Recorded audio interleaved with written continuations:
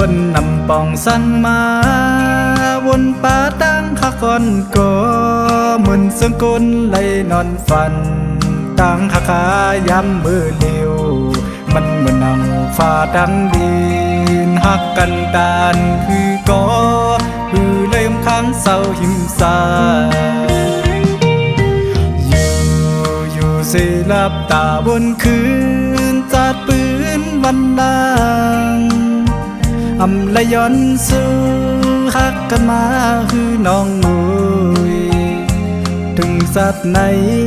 สิ่งไปมาทุกข้าใส่มือไหลนอเฮอปอไหลเศร้าอยู่จำน้องมุยปีมุงมองอยู่กวันยาวอ๋อจัดก่อนปนมานั้นใจไหลเหตุไปบวชสางถึงจัดไหนสั่งไหลมาทุกมายาบคำเสอลองต่างหามืออันปูนมาเป็นบทวินสายมือก่อนอำอ่อนไหลเศร้าจำไหลน้องโวยปีเตอเล็กอยู่กุยามยาวสั่งอยู่เสดอมจะต้องไว้อยู่สั่งว่าตนามาเฮอหาเลยหักกันอย่าไปเฮอมีสั่งมาอย่าเนเกกาดังหักขาสองล้อมย้อนสู่เฮอเหมือนหนังใจน้องเอ้ยเฮอเลยเป็นเฮินวนจอมกาเหตุปล่อยปังแค่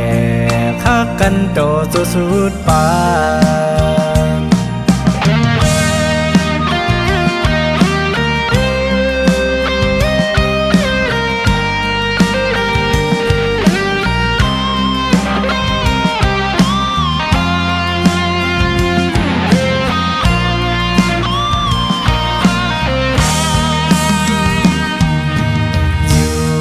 วนนำปองสันมา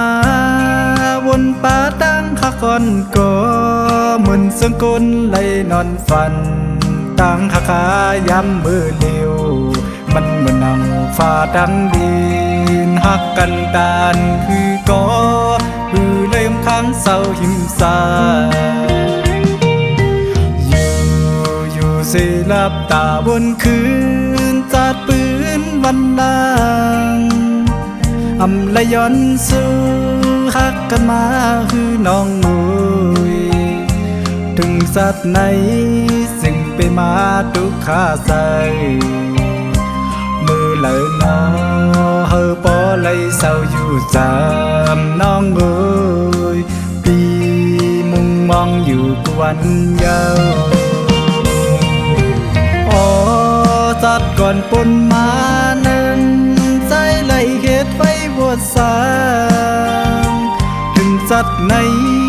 สั่งไหลมาทุกมายาบคำเสอลองต่างหามืออันปูนมาเป็นบทวินสายมือก่อนอำอ่อนไหลเศร้าจำไหลน้องโวยปีเตอเล็กอยู่กุยามยาวสั่งอยู่เสดอมจะต้องไว้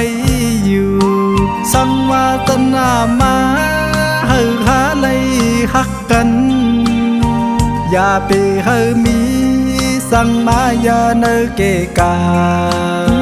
ดังหักขาสองล้อ